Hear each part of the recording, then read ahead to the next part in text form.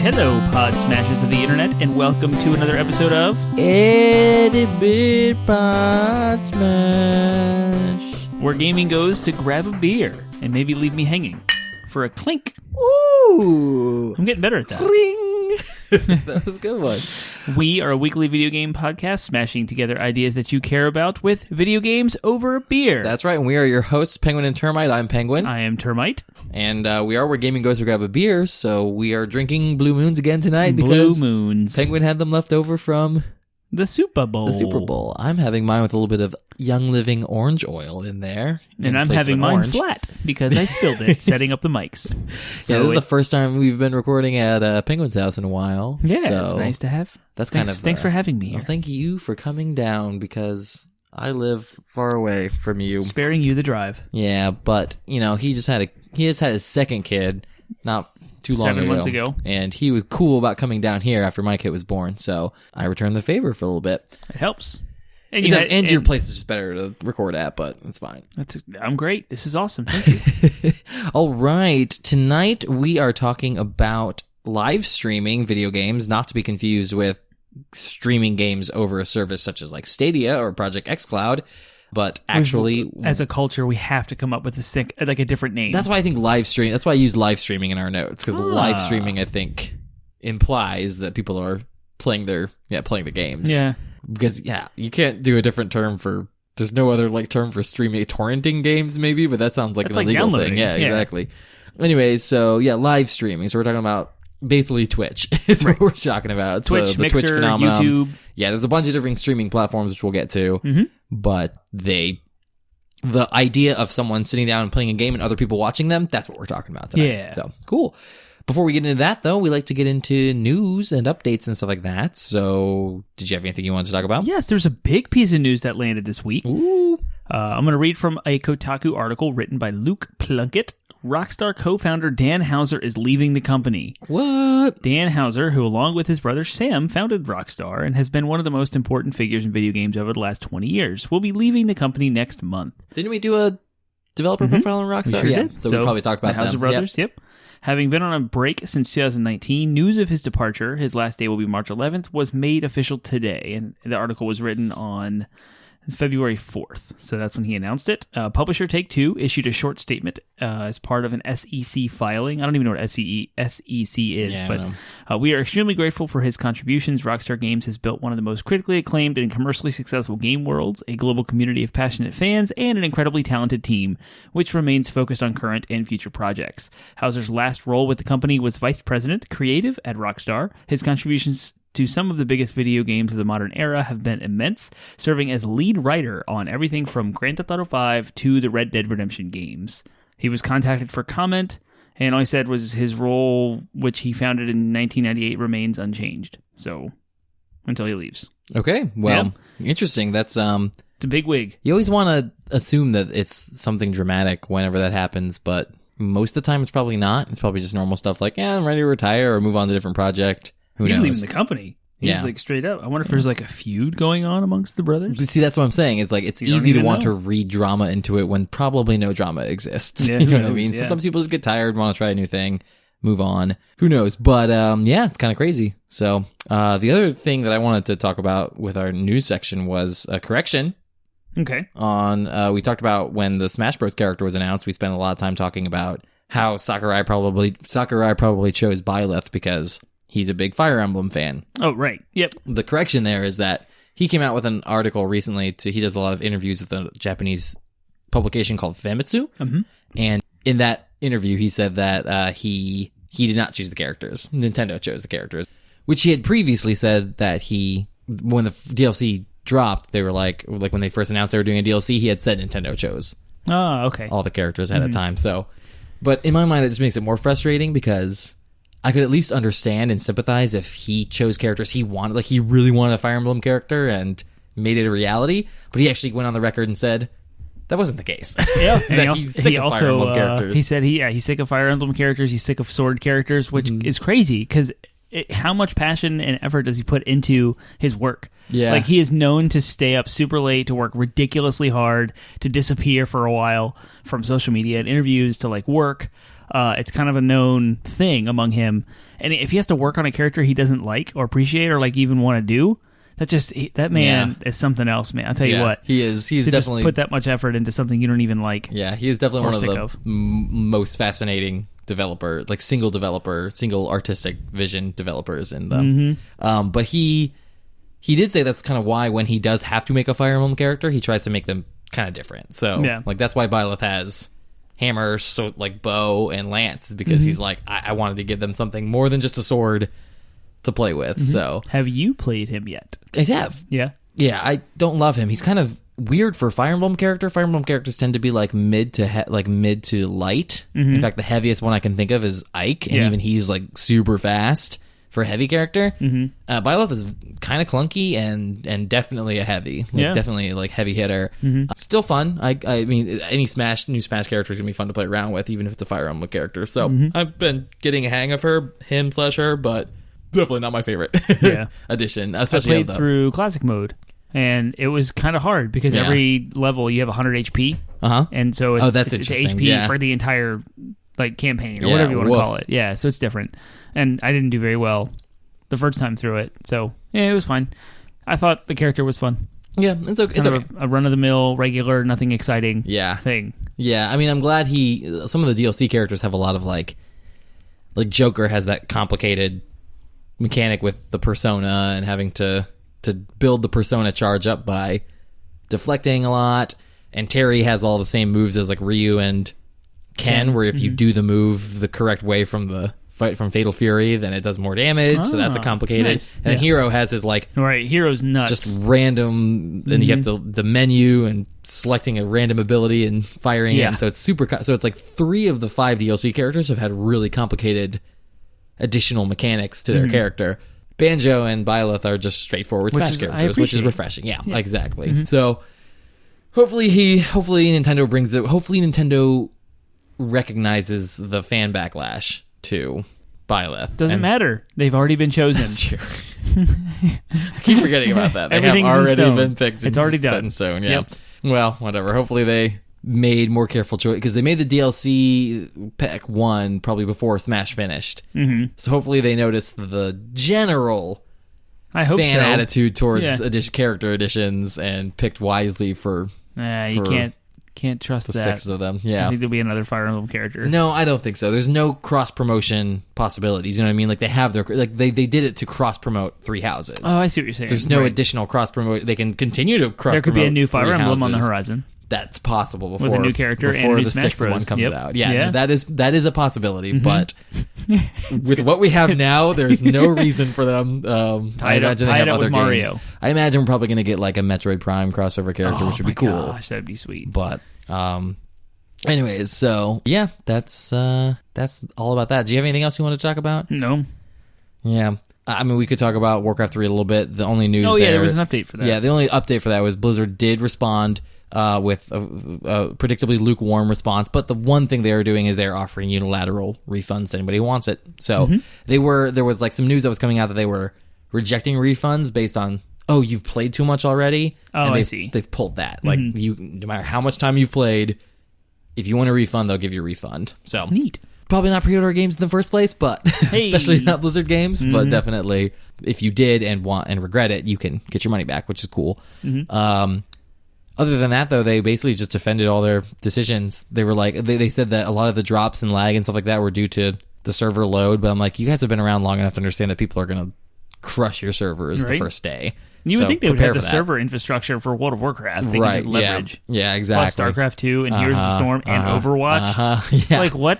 Yeah, that's not an excuse for Blizzard in 2020 anymore. You got enough. Then they talked about, they defended their decision to cut the content that they cut, but they did not defend their decision to continue promoting it, because all of their advertisational material was still promoting the stuff. Well, I feel like PR marketing is kind of a separate beast altogether. It's just like once you set it, it goes, and most of the time that stuff is outsourced and it's like managed. You have community managers. Well, then that's absolutely not. I mean, you have to be careful with that though, because then you run the risk of a class action lawsuit due to false advertising, and there's talk of that, of course. So if you're going to pull content that you are still advertising on your website, you should probably check with whoever you're outsourcing and say, hey, can you modify this? Right. I'm sure they do, but I don't know if Blizzard has.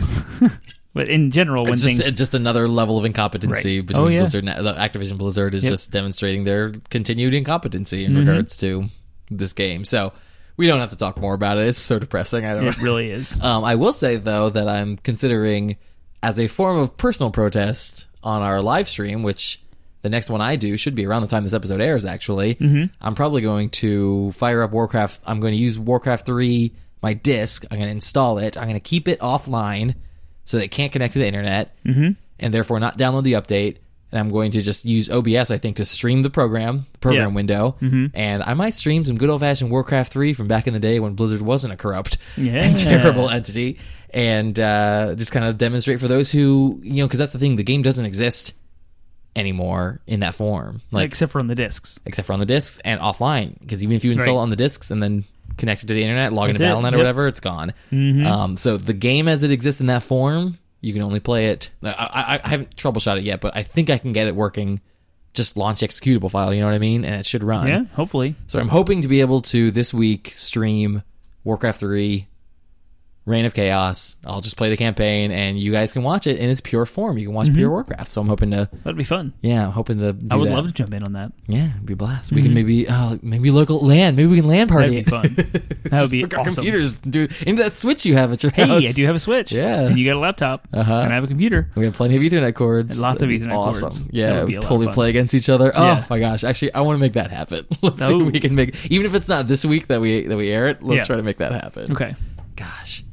Do you have Frozen Throne? Could we do it with two separate? Do you have a disc? Yeah, I got Okay, yeah, great. original and Frozen Throne. Mm-hmm. Back What when would the keys, you play?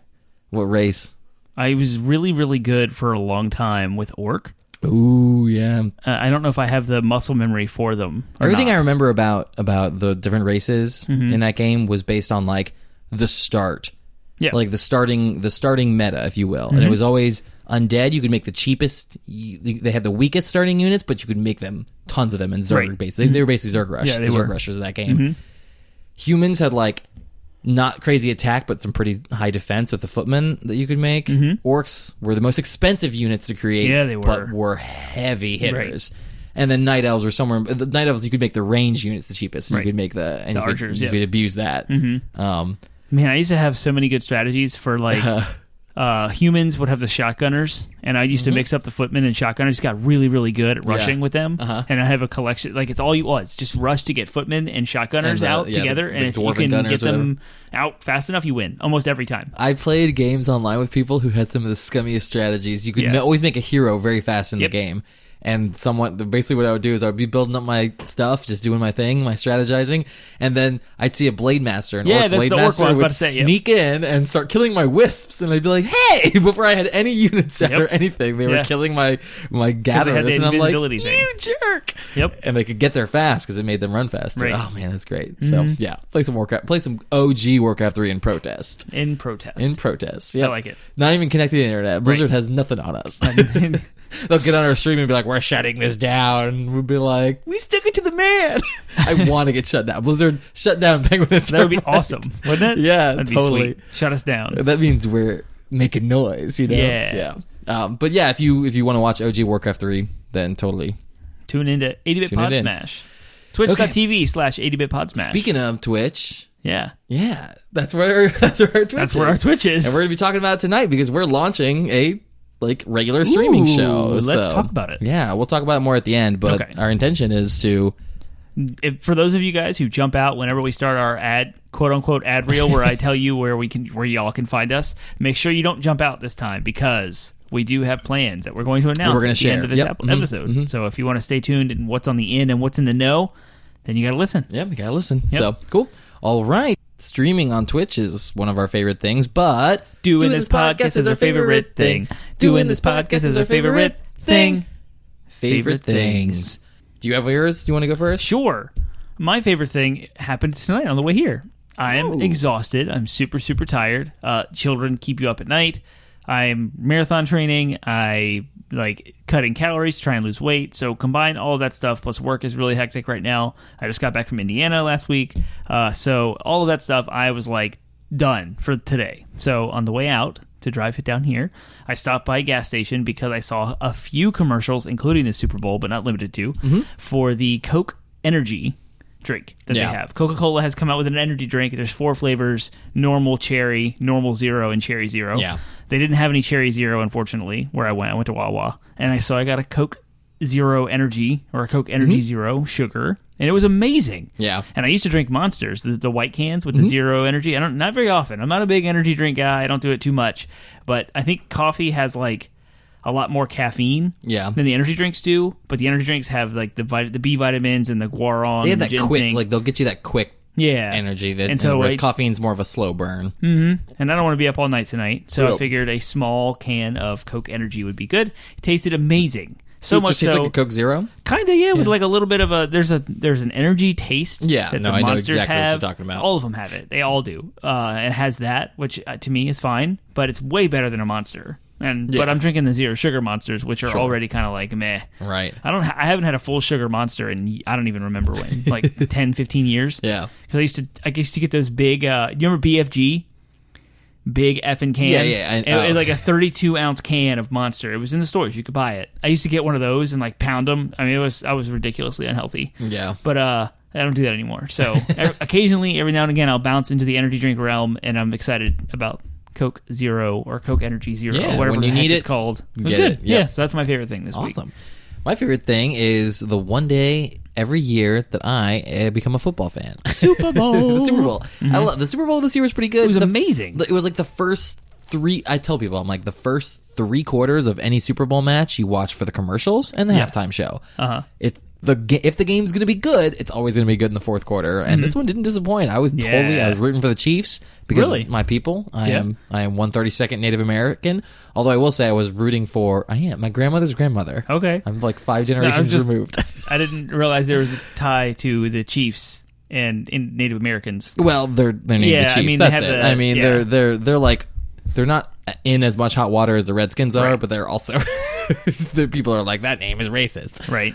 But I was rooting for them, and because they were the underdog, and this is the first time they've been in the Super Bowl in like 50 years, so that's kind of cool. And then I was rooting for the female coach. Yeah, Katie. For the San Francisco. Yeah, she's awesome. But yeah, the Chiefs pulled it in at the last minute, and I was like, yeah, I'm glad I rooted for you and chose you.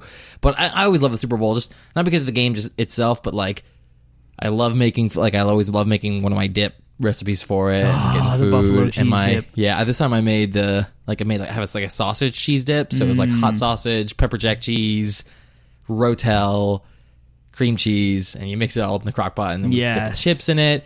We had like leftover birthday cake that my wife had, so we were eating cake.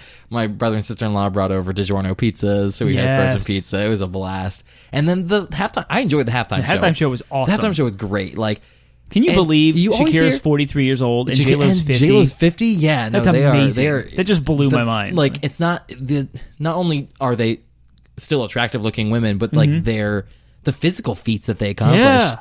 And I just loved the 0 Fs that Shakira gave when she did the blah, blah, blah, blah, blah. Yep. Yeah, she was just They were just hamming it up. It was great. And the funny thing is, I saw all this stuff on social media later where people. But here's the thing: everybody was saying, like, to all the people saying that it was inappropriate, I say this to you, and I'm like, I saw no one post about it being inappropriate. Right. Like I had, so there were a few people that I was watching with that were like, oh my gosh, my daughter is watching. You know what I mean? But like, I didn't see anybody like rant about it online. So I feel like it was one of those drummed up, like people were like countering an argument that wasn't even really there, or was held by such a minority that it wasn't worth even like trying to debunk or whatever. Yeah. It's like I hear tons of people screaming in support of them, but I'm not actually hearing the people who are screaming against them. Yeah, they're there, and I've seen them before. The problem I have with everyone who's complaining is they're all white.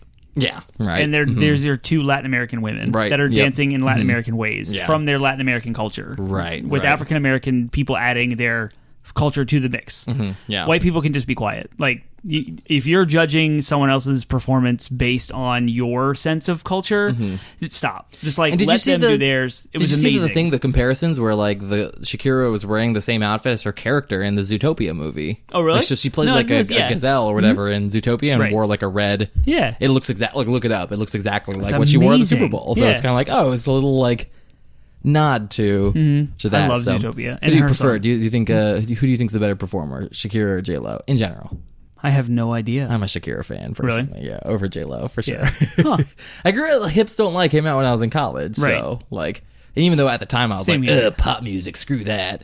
Like, you know, like, back in my head, I'm like, I can dig this, but on the outside, I'll be cool about it. But on the inside, What's the Hips Don't Lie song? Because I don't know it by name.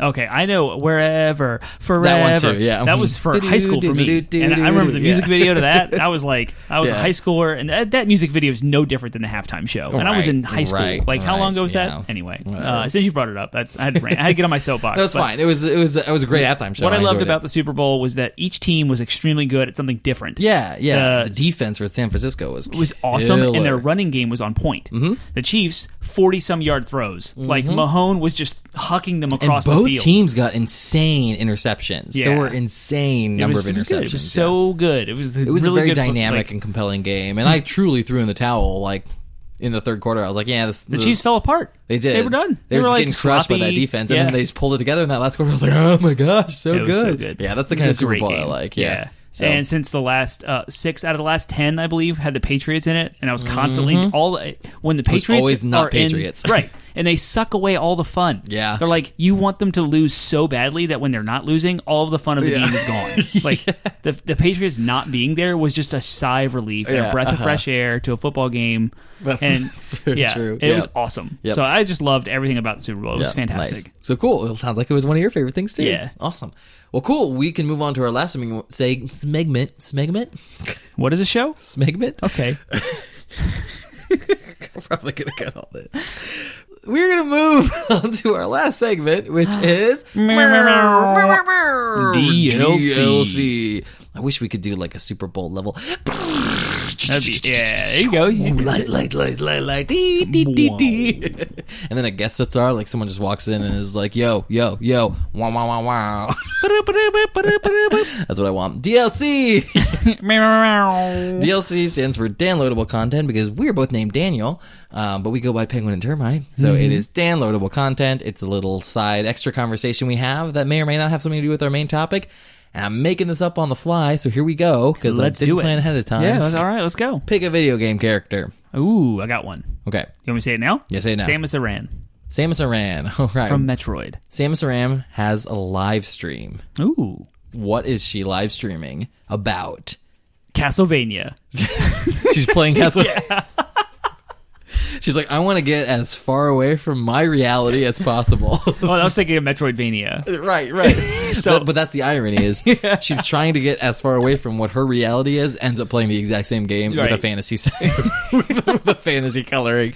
What is she like on the stream? Is she peppy? Is she no business? I would imagine nonsense? Because I have only played the only game that really reveals her personality is Metroid Other M. Yeah, and that was made by Actually, I thought it was Team Ninja, not Ninja Theory. Is it not? Shoot, it's one of the two. Is it non-canon though? No, it's part of. It's legit. But it gets a lot of criticism because it reduces this character who is only ever portrayed as a badass beforehand, right? And kind of makes her this like, oh, I'm so sad about everything, girl. And it's unfortunate. Yeah, unfortunate for female protagonists in games. I own it, and I should go back and finish it because I'm very curious about what it does with her as a character. But anyway, it's the only insight we have into her, and so I'm not going to count it.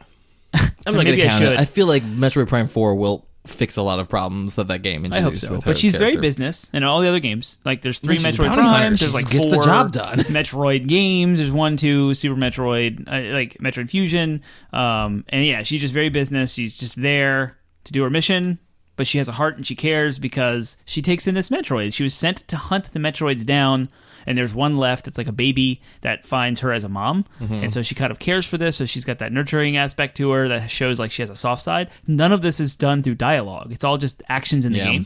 So translate all of that to how she would be on the stream. I imagine she'd actually be pretty quiet. boring. Yeah. she'd like answer questions with one word. Right. Like, people would be like, hi, Samus. She'd be like, hello. And then, what are you playing? Castlevania. Do you like it? Yeah, it's okay. all the while, she's doing the stream to contribute to a charity. Right. The charity for Metroid. Yeah. And so, like, she's asking for contributions and donations to this charity fund, but she's just super quiet. That's it. Yeah. All right, you got another one? Hit me with another character. Another character. Let's say Silence, the antagonist in Horizon Zero Dawn. Ah. That was a pull. Yeah, because I'm struggling to remember who that is. Yeah, he was played by the Bald, and he was like, he works with you for a long time. Yeah. And he like reveals a lot to Aloy about, but then he turns out to be working. Is he the He's played by Lance Reddick. That's the actor's name. What's the Indian, like the actual, not Native American, Indian not prophet, priest, super good. Everyone compares. He's like Gandhi? Yes, is the Gandhi looking guy. Kind of, but he's an antagonist. And he's also at the end, like the very end credits. Yeah. The after credits even. Yeah, like, and he's like pulled. He's got Hades with him. Yeah, that guy. Yeah. Mm-hmm. Wow. Yeah, it is a pull. Yeah, he's definitely knowledgeable. Like he's like we do in our streams. He's probably talking. He's a little monotone and kind of boring, but he's probably talking about like really intellectual things in whatever he's playing. Mm-hmm. So what do you think he'd be playing? What would he play? He would play games like Death Stranding. You know, if yes. He's totally streaming Death Stranding. Yeah. And he's like dissecting all of the different like imagery and everything over the course of it. Philosophical implications. Oh yeah. It's probably theological discussions. But he's probably like ultimately ends up on the side of like, I believe the humans probably brought the Death Stranding upon themselves. Right. All on the side, like defending the BTs. Yep. And has this whole manifesto. Stops playing, puts down the controller, and launches into a manifesto about why the humans deserve whatever's coming to them. And then quietly sits back down and picks up the game and continues to play. Yep. Yeah. Great. I love it. All right. That is DLC for the day. DLC is over, and now that leads us into our main topic, which we are talking about live streaming video games on services such as Twitch, YouTube, Mixer. What's the new one? There's a new one? I thought there was one that Ninja moved to, and it was a whole big deal that he's leaving. Oh, it was Mixer? Yeah, okay. that's Microsoft's. All right, cool. Mm-hmm. Okay, so let's start at the top for people who don't know, who have been hiding under a rock for the last 10 years. What is live streaming? What's its history, and what are the streaming platforms? I'm researching one that I haven't heard about in a long time. I don't know where it went. What is it? It is you playing a video game online, and people can watch. Yep. You don't need a camera. You don't need a microphone. It helps to have both, but you're streaming your screen to the internet. Right. So people essentially, can log in and tap into it and watch you play. Yeah. Before Twitch kind of came around in 2011, allowing for the possibility of live streaming kind of came out of the late aughts, 2007 and on, where a phenomenon grew up on YouTube, where people would do what's called Let's Plays. And it's essentially the same thing, except it was done ahead of time. Yeah, it was like pre-recorded, and then it was uploaded to YouTube or whatever video hosting website. Exactly. So it'd be someone with a camera pointing on them. They're playing a game. They've uploaded both the game's footage of them playing and their face. And they're talking and hanging out while playing a game and talking about things. The only difference is that it was done ahead of time. One of the big Let's Play people was PewDiePie. Yeah, that's how he started. And he's kind of, a lot of people consider him the father of modern live streaming, because exactly it. He was, I forget his actual name. What's his actual name? Yeah, I forgot too. It doesn't matter. He's a Swedish YouTube star. I think he's Swedish. He actually lives in Europe. He's from Europe, and he just became super popular because he was enjoyable for people to essentially hang out with. And we'll talk about that'll keep coming up as a theme. It's like why people enjoy this medium is because he was an enjoyable dude he was entertaining to watch, and he was relatable, and he played the same kind of games that a lot of people were playing. And he did these Let's Play videos, and that's how he got his start. And then that idea would eventually evolve into what would become streaming.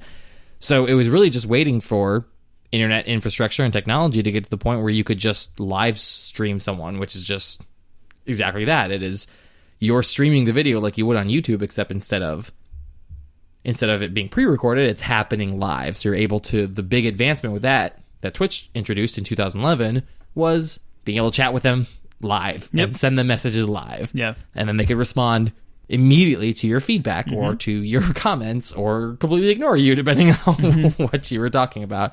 And this was huge.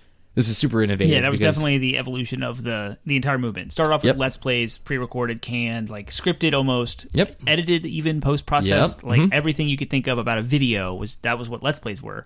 and then you moved into live streaming where it's on the fly, like live TV. It's not really rehearsed. I mean, it can be, but it can be rough around the edges. You can have a little script maybe if you want to hit certain points, talking points, but now you have an interaction happening with fans. They're chatting with you. You're responding live. It's much more natural, but therefore rough around the edges because it's not rehearsed exactly like you said. Like, you don't have this perfectly laid out monologue or dialogue, depending on who you're doing it with.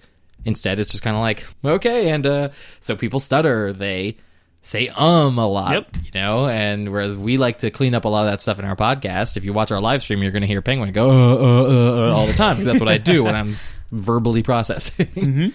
And sometimes obscenities get slipped, and people get into hot water, or they do stupid things, stupid gimmicks that get them in trouble. We'll totally hit on that. And if you rewind the clock even back before anything else, just video games, the origin, right.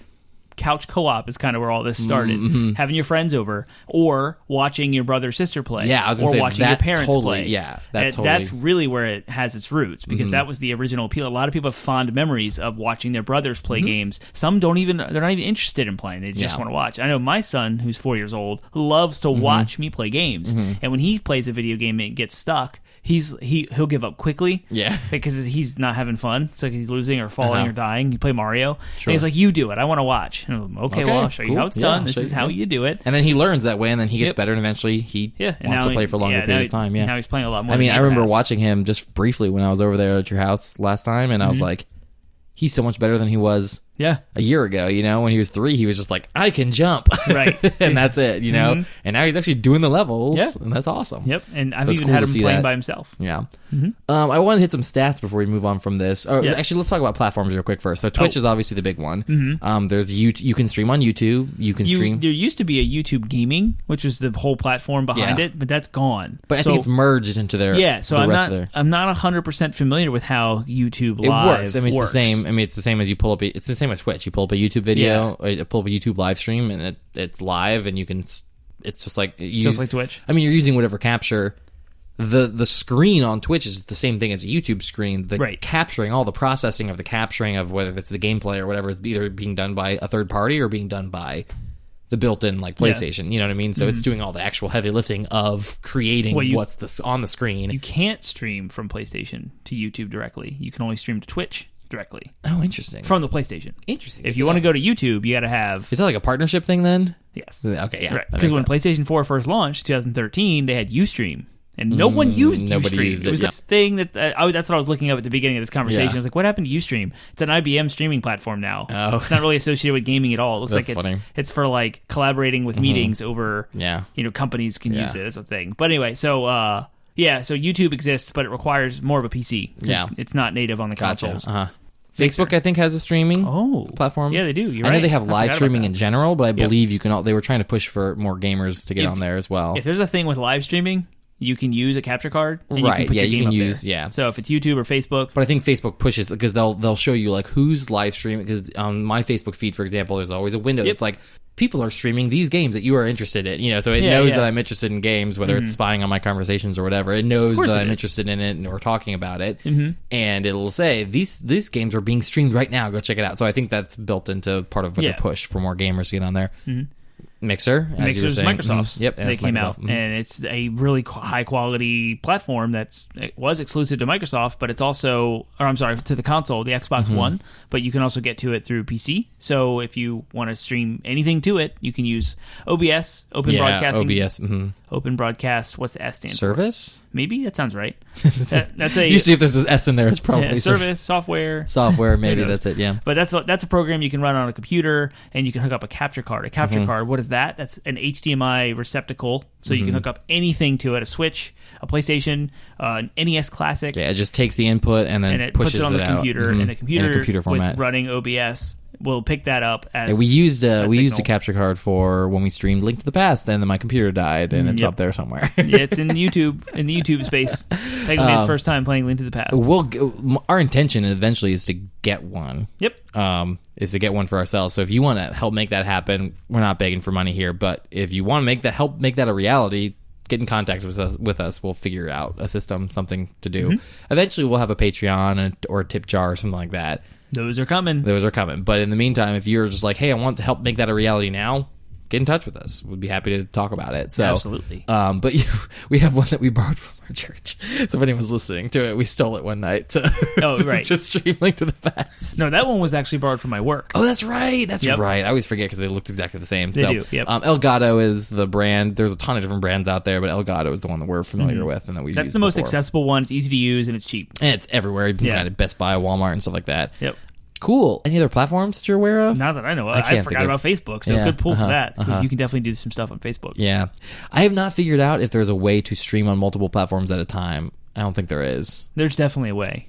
You'd have to do it on PC, though. If you're doing couldn't a PC do it on with OBS, PlayStation. you can push the stream to multiple things at the same time. Oh, interesting. Even just having multiple OBS windows open, I imagine, could do it. Interesting. Well, cool. I want to hit some stats real quick. So Twitch, I pulled some, we'll link off to where I pulled these stats. But I pulled it from a couple different places because I wanted to get different information. So the big thing is Twitch is still the dominant streaming platform, overwhelmingly so. A lot of these numbers were pulled from 2019, by the way. They are still the dominant streaming platform with over 70% viewership. Is still on Twitch. The top 5 streamers on Twitch by viewership hours changed incredibly between April and May and June. So they're always shifting as to who the top streamers are. The top 5. But some of the ones that were out there, Tfue, sorry if I pronounced that. TFU, yeah. Probably that. Shroud and Ninja bounced around the list, and Lurk, Asmongold, and XQCOW. XQCow, yeah. We don't know any of these streamers. We are not particularly robust Twitch viewers ourselves, but these are popular streamers, and they made it to Twitch top 5 for the first time in 2019, those last 3. When you said Ninja bounced, I was like, yeah, he did. He went over to Mixer. He's gone. He's not on Twitch anymore. Another stat I thought was interesting is you would think this would be an incredibly popular way to watch esports, and it is, but even so, esports only makes up about 25% of viewership. Wow, that's the way they pulled that is they compared official, like the official Blizzard account, for example, for watching Overwatch. Yep. They compared the numbers. They added up all the different official accounts. So Blizzard, probably Evo, Epic for Fortnite, all the different major official platforms. They added up their numbers, compared them to just regular streamers, people streaming, and still overwhelmingly so 75% or so of viewership was towards streamers over official accounts and esports. So that's it's still a growing platform for esports, but not as much as I thought. It doesn't overwhelm. You know what I mean? It actually is still overwhelmed, but people are still just watching other people play games. So that's an interesting point, even as late as 2019. Yeah. I think we'll see that. I think we'll continue to see that number grow, though. So I think will it grow with esports growing, or I think it'll grow with esports growing. I think it'll continue to be the most accessible way to watch that stuff. You know what I mean? So, but we'll see. Oh, so there was I wanted to pull up the actual stats page to see the games. So there's a bunch of different games that I wanted to talk about were popular streaming games. So let me pull that up real quick. Over 80% of all viewers are male. Yes, which is not surprising. Not at all. And 55% of viewers are between the ages of 18 and 49. Which is interesting to me because not so much of what that... obviously, it makes sense that over half of the viewers are... But that's still a pretty big range. Yeah, 18 to 49. 18 is like Gen Z. 49 is like close to Gen X. You know what I mean? Age-wise. We're talking about like 49 is Gen X. Yeah, we're talking about like boomers. A 3-generation range there. And it's crazy to me to think that like... There are people out of that 55% that are on the extremes of like kids that make sense. That's probably where you're seeing the majority of that other 50 or the other 45%. But the fact that there are people over 49 that are watching, that's pretty sweet. That is pretty sweet. Yeah. I wanted to quickly talk about the games. So there they are. Okay, cool. So the top streaming games from 2019 actually shifted significantly by the second quarter. So Q1 top game was Fortnite. Of course. So we'll go through the list real quick. Top 9: Fortnite, League of Legends, Apex Legends. That's cool because that game just came out. Yeah, it's like it was brand new. It just boom, popped in there. Yep. Just Chatting. I don't know what that is. Dota was number 5. Oh, Just Chat is when you're not really playing a game. You just yourself. I gotcha. There's no game. Well, that makes sense. That's number 4. And that's not insignificant. Yep. Dota 2, Counter-Strike, Grand Theft Auto 5. Crazy for a 6-year-old game. 5-6-year-old game. Overwatch, PlayerUnknown's PUBG, and then World of Warcraft is at the bottom, number 10. Those numbers jumped in Q2. I'll more talk about I'll just talk about the percent change. Yeah. Fortnite was still number one at only a 3% change, but they lost 3% of viewership. No, interesting. League of Legends also lost about 5% of viewership. Grand Theft Auto jumped to number 3 on the list with a 151% increase Holy in viewership. Cow. So something happened in Grand Theft Auto in Q2 that caused them to just blast up in viewership. Wasn't that when the casinos came the out? Diamond Casino is what I'm thinking about, yeah. Just Chatting went up 7%, so more people got into just watching people chat.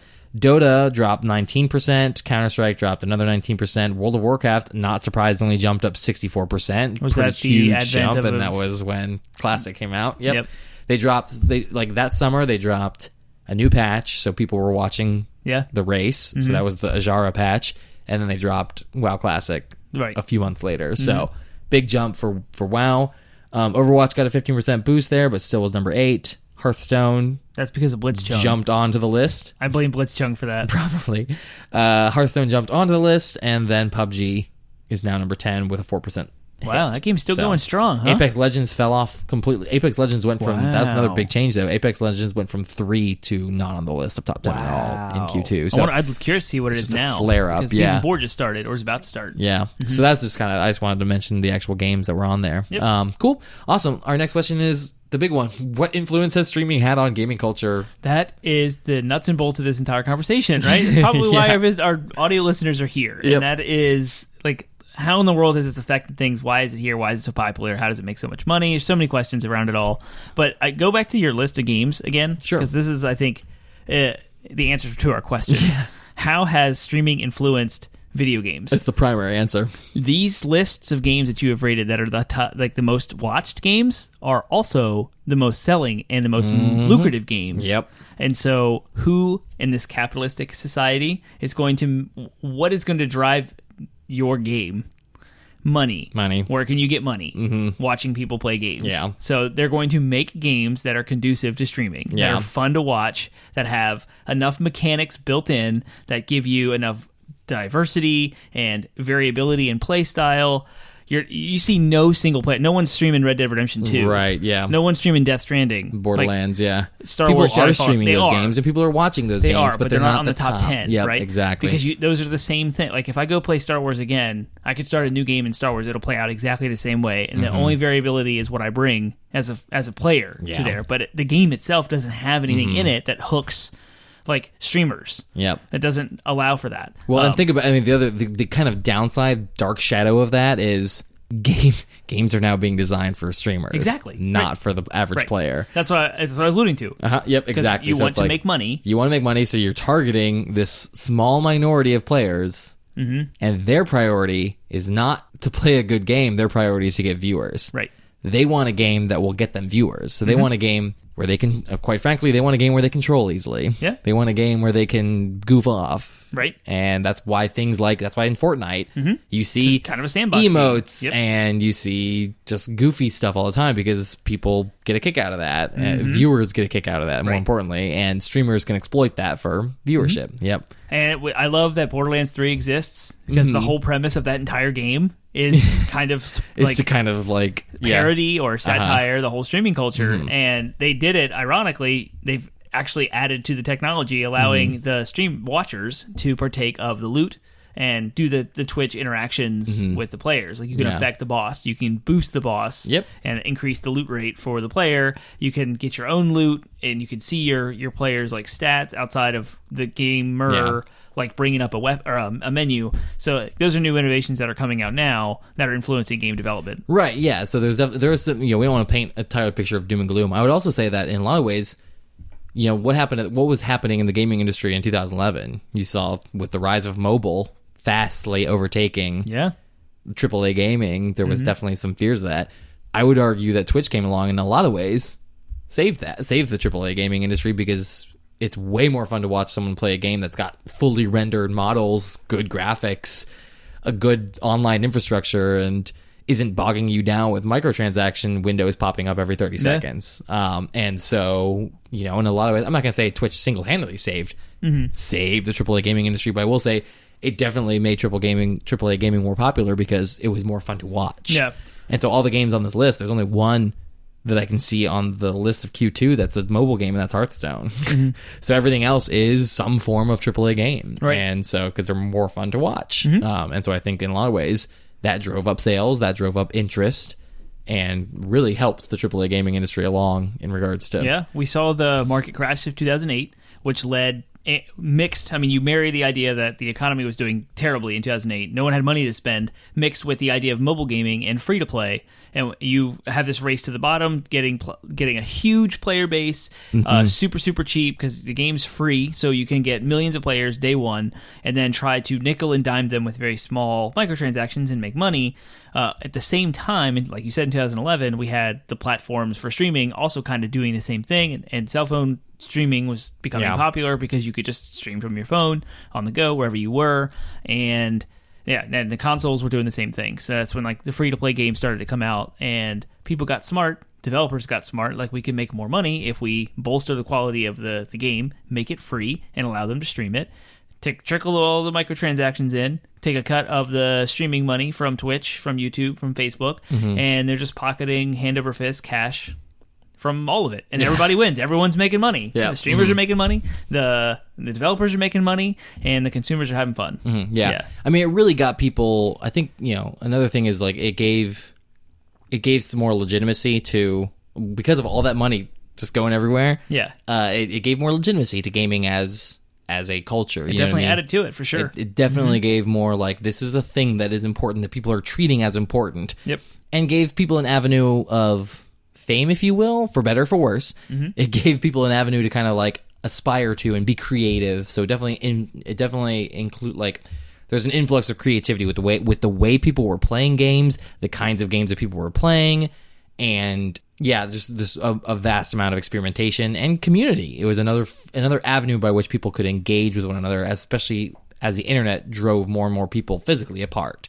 By that I just mean, with the internet out there, it allowed people to connect because a lot of people were becoming more disconnected from their actual physical communities. And I'm not really one to say that that's good or bad. I think there are some definitely drawbacks, but then also we're seeing other things too, like there's a lot more like progression in society because people are actually getting together and talking about things because they're not stuck in their hometown talking to the same 5 people with their same rigid beliefs. You know what I mean? And that's a good segue also with the average age of gamers, where the gaming is still new to culture and society in general. And so we're now seeing for the very first time adults with expendable income as like when we were kids, video game was new. Yeah. And it was expensive and it was hard to get into. And the majority of players were young kids who didn't have money. They had plenty of time. Now those kids have grown up and they're developing games, but they're also buying and consuming games, but don't have any time. Yeah. So we have, for the first time in society, a ton of players with no time.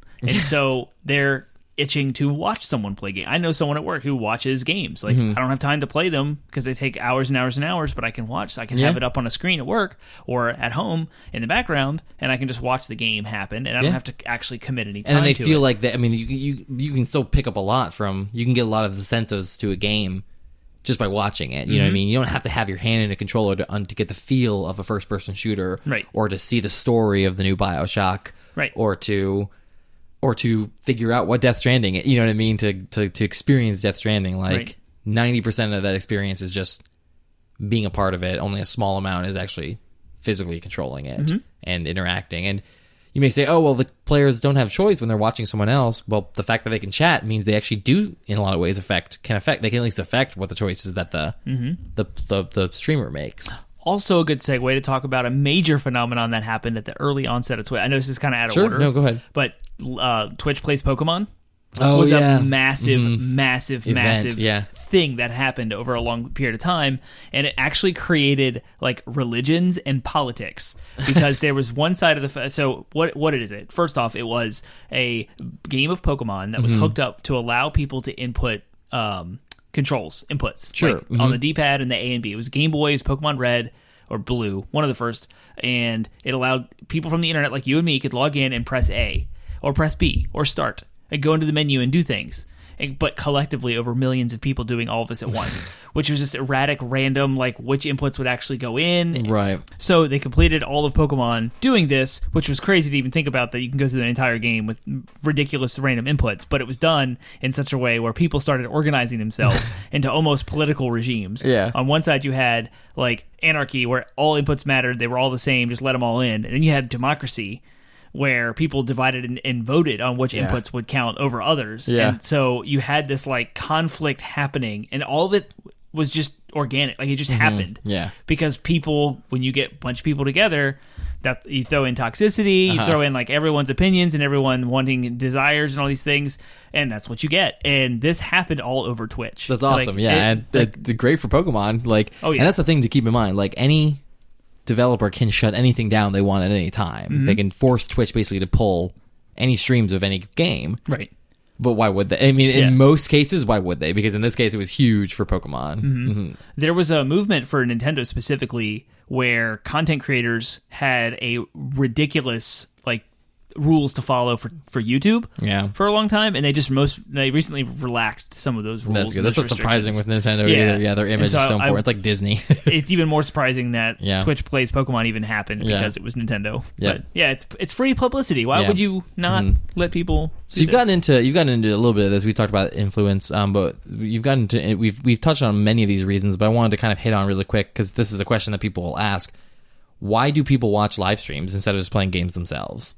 I alluded to two different things already. I already talked about. One was we have fond memories of watching our siblings or family members play video games. It's important to note with this question is that statistic that like it's actually it's people who are older than I would have thought. If before I did this research, I would have thought, oh, it's mostly just Gen Z kids because they grew up with this. You know what I mean? Like, and they don't currently have the affordability to play games. So I would think, oh, they're just going to watch them online. The games they're interested in, it's free. That doesn't seem to be the case. It actually seems to be a large number of millennials who should have disposable income now to buy their own games that are still doing this. Right, and that's what I talked about later was time. Like, they are time restricted. Right. They also have the memories of watching their friends and siblings play. But it's kind of the arcade culture, too. Like, Gen Xers, especially, in the 80s and 90s, when they were able to just go to the arcade and watch and talk to each other and fight Street Fighter matches with each other and, like, have a community around video games, they can do that online now. And so streaming... The Twitch streaming platform is appealing to that. Yep, and that's your community. I mean, and that's the core. That's the one thing we haven't really hit on, although we were kind of hitting on it earlier. The core to this is it is an opportunity for community that is rare in our culture now. It's actually Twitch streaming is not too far off from the appeal of podcasts for that exact reason. A lot of reasons why people listen to podcasts and watch live streams is because they identify with the personalities of the content creators and feel like those people are their friends. More than any other medium, you can watch every Johnny Depp movie there is and he's just a movie star. Right. You don't feel a connection with him. You just watch his movies and like his movies. Robert Downey Jr., Chris Evans, all those guys. You may like them, but you don't feel close to them. Right. A streamer or a podcaster, I get close to in a lot of ways, especially a streamer, because you can live react to what they're saying. Right. And it feels like you said, hanging out with your friends and watching them play a game, or hanging out with your brother and watching him play a game. You know what I mean? And that's the appeal. That's what they're going for. Or sister, yeah. That's what they're going for in the sense of community they're trying to create. And that's really the crux of it. So for people who don't get it, hopefully that helps explain why they do it. I read a fascinating article that was published today on Kotaku that was about people who are addicted to charitable giving. There was a Twitch streamer, I don't remember his name, who was like a millionaire, closed off his donations because he had someone hit him up and said, hey, I donated $200 to your stream. I'm now in hard times. Can I get that money back? And the guy was like, no problem. Sure, I don't need it. Like, he's rich. He's a millionaire on Twitch. And then it's led into this whole like article just discussing and other people were writing in their kind of take on it, their own experience, where there's like this addiction to donating because it makes them feel valuable. So they're like being hooked into, and it's a product of the system. It's not really anyone being predatory. And so there's this whole like, because what you alluded to where you feel like you're a part of something. People, especially the extremely popular Twitch, you can get lost in the crowd. Yeah. But when you give, there's like shout outs to you. There's these automated like emotes that you get, and like flair on your name. Sometimes the Twitch streamer will call you out, if you give enough money. Yeah. And so like to get that like fix of I want to be known, I want to be connected with, like that's actually a byproduct of this that we have to analyze as a culture. Yeah. It was very, very interesting read, but this one Twitch streamer shut his donations down because of the negative aspects of that. That makes sense. That's interesting. The contrast to that question of why do people watch live streams, why do people live stream in the first place? The reasons are kind of obvious. Money, fame, notoriety, influence. You know what I mean? Like those are the kind of major ones. Things, Being able to influence the industry, having a huge following means in a lot of ways you can have a huge say in what the direction of the industry is. Having fame, being popular can be incredibly addictive to people. The opportunity to make money. There are other reasons too. I would say the idea of like what the reason we're doing it is because we're trying to promote a different product. We're trying to promote our podcast and draw more people into our brand, if you will, because we think that we have a cool thing going for us here and we want to share it with other people. We want to increase our community and our opportunities for engagement. So do we want money? Sure. Right. I mean, would it be awesome to be able to quit our jobs and do this full time? Yes. But like there's less greedy reasons for us to want to do this too. And it's to engage and because we want to reach people. So myself personally is I have a deep connection to the history of gaming and nostalgia, and I want to educate people. I feel like because I read tons of news articles, I always have my whole life. I read magazines, I subscribed to multiple ones, I've constantly stayed. In fact, there was a point in my life where I realized I was spending more time researching games than I was actually playing them, and it's so much more mind-opening, and gaming is so much more appealing if you know the studios, the publishers, kind of the figureheads behind the scenes that are developing these games. And I have like a heart to want to teach gamers and education on the casual side. That's a good point, because I actually read something recently. I read it was a farewell article written by someone who was leaving Kotaku. So there was a couple of really high profile writers who left Kotaku recently. Yep. And one of the points, he had a whole, I won't say rambling, but it was a rant about a bunch of different problems with the industry and with journalism and gaming. But there was one thing that really stood out to me, and he said, this industry, this culture is so unapproachable to people who are outside of it because nobody's willing to teach. Yeah.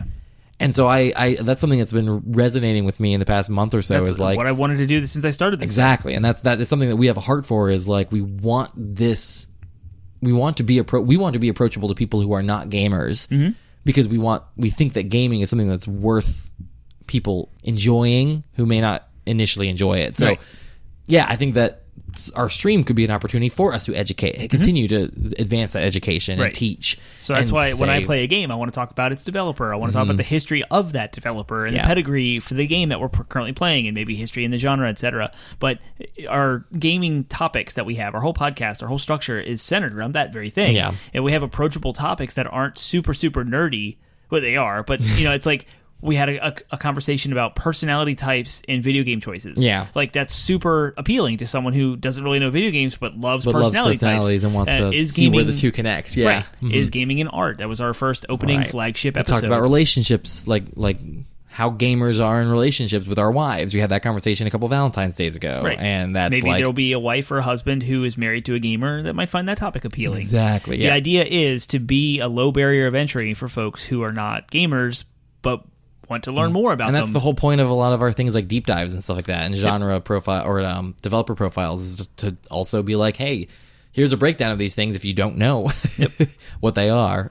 So yeah, I think that's something that streaming has an opportunity to provide for us, and that's one of the reasons why we want to do it. So a lot of people I think are out there who share the same mentality and probably deserve a little bit more attention than the people who are just going around goofing off on games. Another appealing idea with the streaming for us and maybe for the masses is the live aspect of it. This is a recorded podcast, right? So we record this thing, we edit it, we throw it up. You can yell at us as much as you want in your car while you're listening, but we won't hear you. Yes, and we appreciate the feedback that we get outside of this podcast. So all of our social media platforms and stuff, when you guys give us feedback, we take everything in. All of it's there. But a streaming platform allows you to interact with us directly while we're playing something.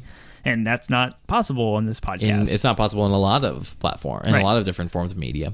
So that's why streaming is probably popular as well.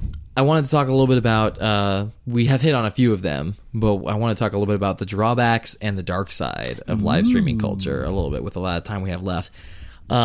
We talked about how, again, one of the downsides is that developers are starting to more and more cater to streamers as opposed to cater to the actual consumers. And not completely, it hasn't completely overtaken it yet, but it's definitely something that goes into consideration when developing games now.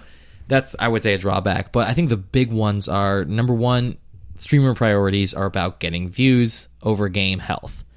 And what I mean by that is, we'll take World of Warcraft, for example, because it's the most recent one that I was aware of. They had to create a server specifically for streamers to go to because they were worried about the effect, because something that didn't exist in 2004 when WoW Classic, when WoW Vanilla, I should say, came out. They didn't have streamers. There was no way of streaming. There was no Twitch. There was the internet bandwidth was barely even enough to play the game, much less stream it. So the big thing that changed in 2019 is we have streamers. So they begged and pleaded to have streamers stay on the on the server that was designed for them, because what they didn't want to happen was for a streamer to come in. Again, a streamer doesn't care about a game's economy. They care more about the health. So the fact is, I mean, you saw it happening, is people were streaming and people were just walking up and giving them gold. That's not something that the game was designed for.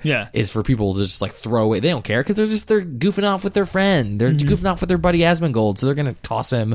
So now this character has just an obscene amount of gold that they can go in and just wreck the auction house. The auction house is an incredibly fragile economy of supply and demand, and they just completely wreck it. Or they'll go into an area with all their friends, they'll all flag for, or they'll go run into a town and just kill a bunch of newbies, people just starting the game, completely ruin their experience starting off. That kind of thing has happened before, but it happened organically when it's part of an experience.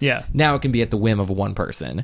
And that kind of thing happens in all kinds of games. Your favorite streamer, they get on there, they're like, I've never won a game of Fortnite before. Their whole following is going to queue up with them and then just help them win. You know what I mean? The opposite can happen, where a streamer is streaming and they get, what is it called? It's like stream sniping? Yeah, stream sniping. Where people who are malicious will come in and will target you to ruin your stream. So they'll constantly kill you, so that the content is not as fun for your streamers to watch and you'll lose viewership. But then that kind of thing causes drama, which is also increases viewership. So are they really complaining? They may even, quote unquote, hire someone or have someone stream snipe them. You know what I mean? Artificially manifest. And that's all artificial. It's all, and that is, it may not affect the game as dramatically as it does in a game like WoW, where that kind of thing, it's a fragile ecosystem. Different games may have different ecosystems, but it still ruins the natural. A game, one could argue, I won't say should prescribe to anything, but I would argue that a game should be sort of especially in a multiplayer game, the fun of it is the natural, organic interactions you have with people,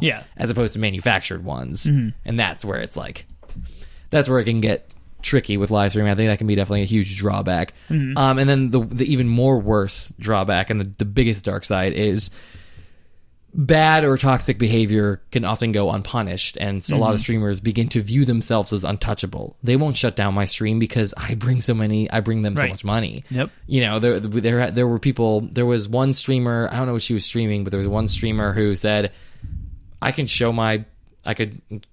expose myself on this stream and they won't shut me down. She did, thankfully. Twitch did shut her down.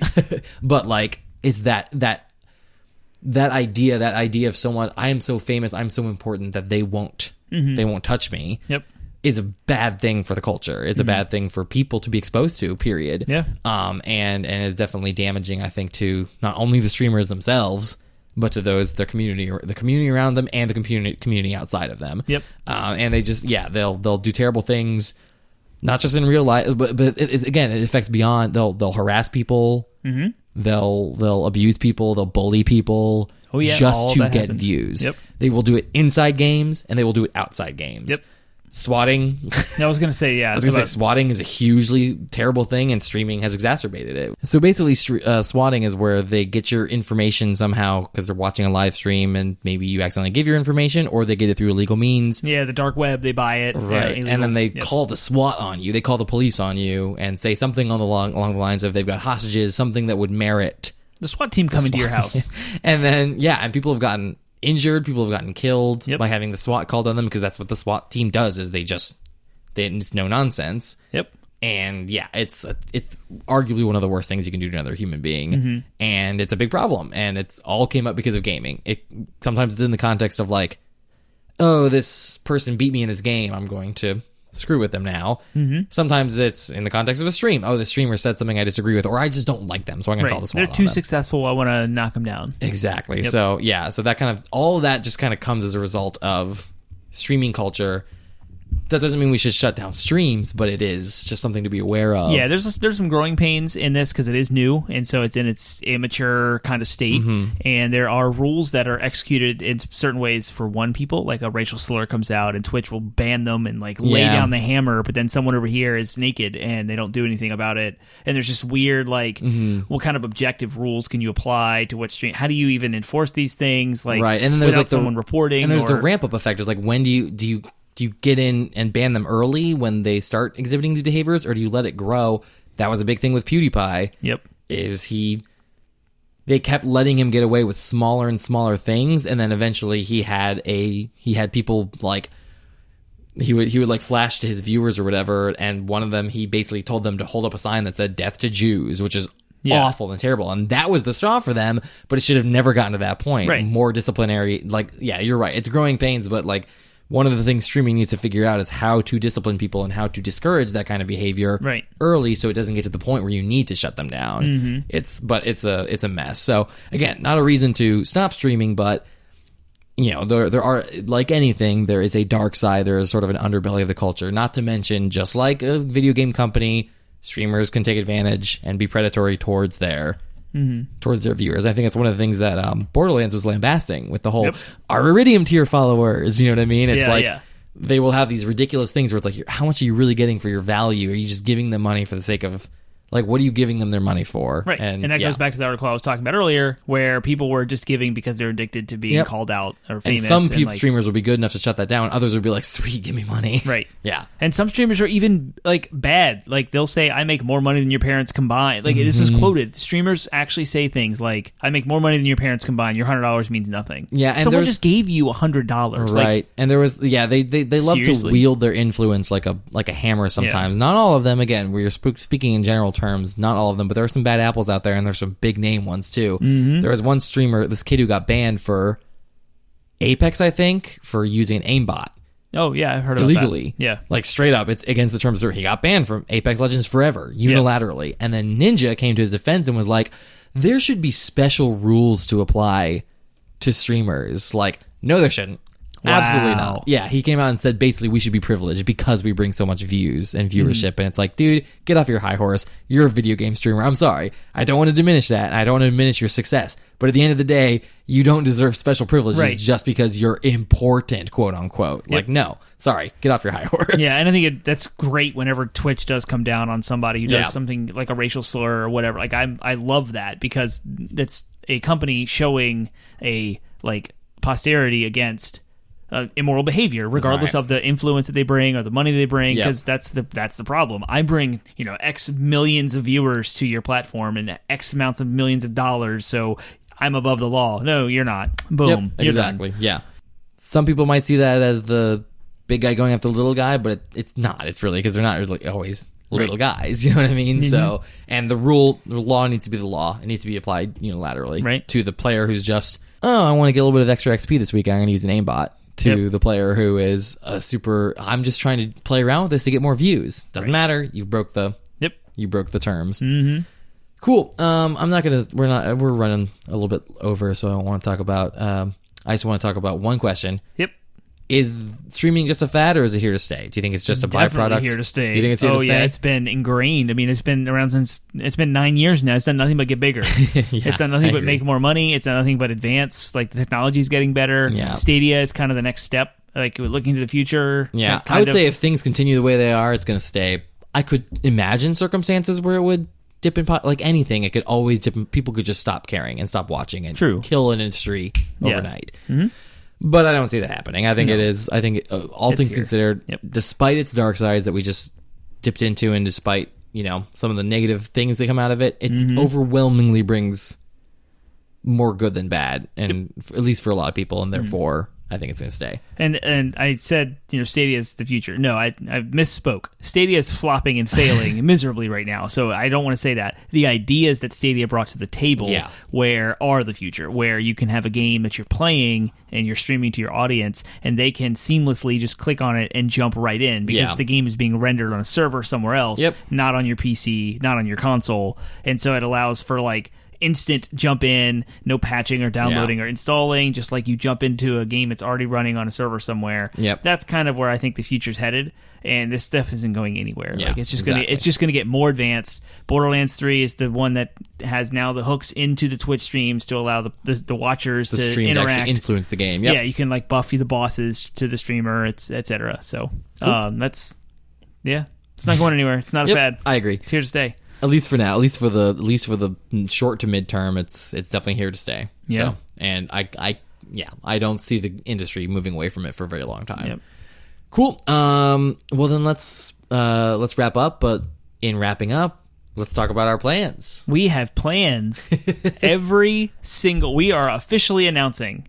Our twitch.tv/80bit Podsmash unveil streaming streaming schedule. We are a scheduled streaming, I should say. We are not we have been playing around with it for a while and figuring out what works for us. It seems like Wednesdays are the day, so we are committing to a once a week Wednesday live stream starting anywhere from 7 and going anywhere till 9 or 10 depending on the night, depending on who's streaming. We're going to alternate, so one week it'll be Penguin, one week it'll be Termite, and sometimes we'll double up. Sometimes Termite, we'll go together. Penguin. And we'll play whatever we want unless you tell us what you want us to play. Obviously we are not independently wealthy and don't have the ability to buy any game, but we will play whatever we can basically. So if you want us to play something, you say, do you guys have this? And we'll say yeah or no, and if we have it, we'll play it if you want to see us play it. If it's we're mostly limited to PlayStation right now. I can stream a little bit on my PC because I have a capture ability with my graphics card. And eventually we will get a capture card for Switch games and stuff like that. But in the meantime, we're going to mostly focus on the short term. We're going to be focusing on our PlayStation collections, and they're between the two of us are pretty big because we have all the PS Now games that we can always download too. So. Yeah, you'd be surprised what we are capable of streaming. So hit us up, we'll let you know, and we'll stream it. And I'd like to do things like I was talking to you. I haven't actually talked to you about this, but but like I said, in the vein of education, I would like to do things like maybe we could talk to our wives and see if they'd want to hey, let's in the spirit of education. Neither of our wives are gamers. So see if they're willing to sit down with us for a stream for an hour and say, what's a game that you want to learn? Or that you'd be willing to learn. Play. And let them play, and we'll just talk with them about it, and we'll banter, and we'll talk with our viewers and stuff like that. I think that would be that'd be fun. Cool thing. A cool thing to try. So we're willing to experiment. So if you have ideas, let us know. If you have games you want us to play, let us know. And again, every Wednesday, starting possibly as early as 7, but probably more likely 8, we will just follow our social media, and we will let you know ahead of time. You can follow us on social media platforms, Instagram, Facebook, Reddit, and Twitter. Everything I post goes to all of our social media, especially about our live streams, announcing hours in advance. I try to, but now that you can expect us to stream on Wednesdays, you can just assume that we're going to be live and jump in if you want. If you don't see anything posted, but you will, because I'll do that. And you can find us at 80bit Podsmash across all of our social media. We also have 80bitpodsmash.com. That's our landing website for this podcast, where you can find links to Google Play, iTunes, Spotify, iHeartRadio, Stitcher. Right. I think I've nailed all of the platforms. If we don't exist on a platform you would like us to be, let us know and we'll put ourselves there. No one's told me that we don't exist somewhere yet. So maybe we'll spin off a subreddit thread here about... Did you talk about Discord? I did not. Thank you. So every single episode post, whenever I do make the post, has a link to our Discord. You can jump in. That's our easiest to interact. That is a live chat service that you can interact with us there. If you have a question or suggestion, questions, comments, thoughts, ideas, please let us know. Awesome, yeah. So next week we will be back with another episode. We're not quite sure what the topic is going to be yet, so we will discuss it. But there will be an episode next week, and it will be a great one. So we'll see you then. See you next week.